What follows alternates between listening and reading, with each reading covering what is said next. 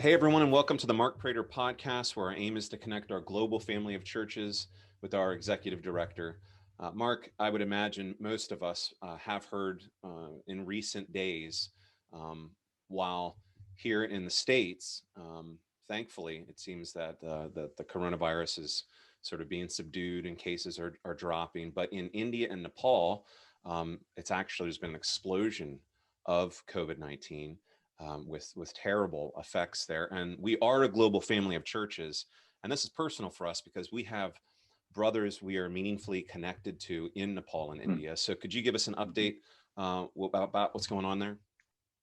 Let me start with Nepal. And you're right, Ben, we build relationally, even as we expand globally. If the Lord continues to allow us to do that, we want to build relationally. That's very important to us. So these are brothers that I'm about to talk about. And before I get into specifics, I'm going to talk about Nepal first. I think it illustrates a partnership as well. And what I mean by that is, like, you're on point for Liberia as a member of Dave Taylor's Emerging Nations team. For Nepal, we've got Aaron Mayfield, a bivocational pastor in Austin, Texas, and Alan Deshari, a bivocational pastor in Midland, Texas. Both Pastors College graduates who are on point for Nepal. And so I'm grateful for these brothers, like yes. I'm grateful for your work in Liberia, for what they're doing in Nepal. So Aaron Mayfield has been interacting with our primary contact in Nepal. I'm not going to use that pastor's name for just the purpose of security, but if you were at our pastors conference a couple of years ago, you would have heard him share, and you know who I'm talking about, he and his wife. So and Aaron sent an update to Dave Taylor, which I just got this morning, and wanted our guys to know, just not only to be updated, but to pray. So COVID has hit Nepal pretty hard.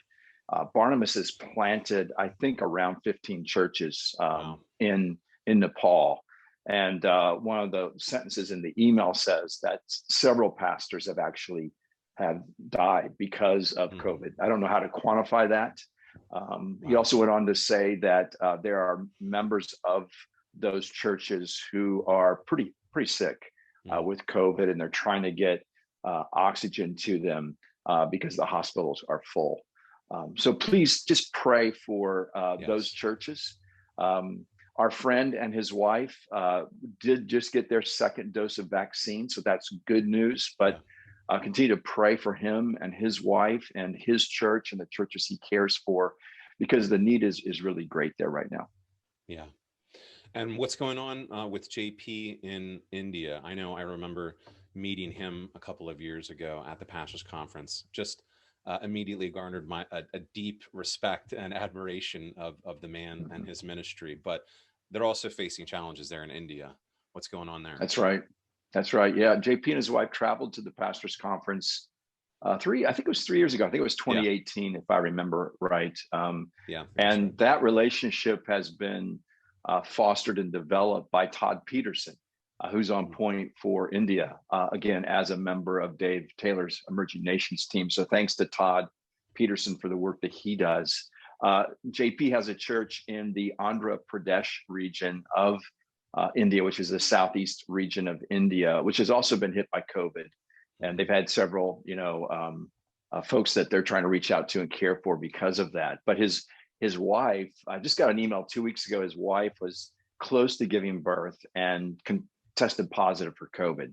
So JP was saying, please pray. I don't know how the doctor's going to handle this. And then several days later, got a picture and a good news that she had delivered twin girls. So JP and his wife are first-time parents with twin girls. And the mom and baby are doing well. So continue to pray for JP and his wife and that church, which is reaching out to primarily a Hindu community. Right. And as you pray for JP, pray for his ordination process. It looks pretty likely that he will complete the ordination process sometime in the next few months. Excellent. And when that happens, he would be the first ordained elder, Sovereign Grace elder, in our new ordination process in India. Wow. And that will be another step to formalizing his partnership and his church's partnership with Sovereign Grace. That's great. Well, thanks for the update. I'm just thinking, wow, Texas is really involved in the nations. all three of Yeah, those they men. are. So thankful for those guys, and we're grateful for the partnerships we have globally as we continue to pray for God's mercy in India and Nepal. So thanks for the update, Mark. Thank you, everyone, for watching. We'll see you here next week, Lord willing. Bye for now. Thank you for watching. If you have questions or comments, Mark would love to hear from you. For more videos like this, hit subscribe on YouTube or by email at markkprater.com.